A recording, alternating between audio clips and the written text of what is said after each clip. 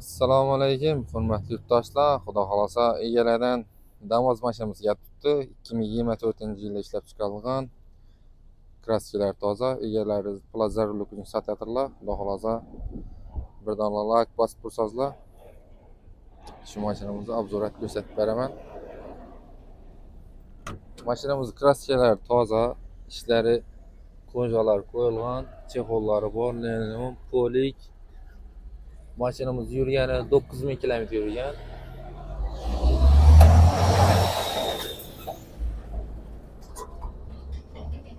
Motorlar chiroyli tutilgan.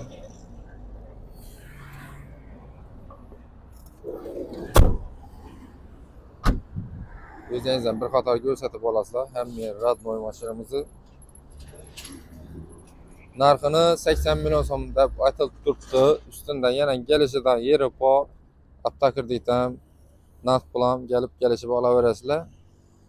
Va xolos kerak tursa shu mashinamiz turibdi, kelaverasizlar.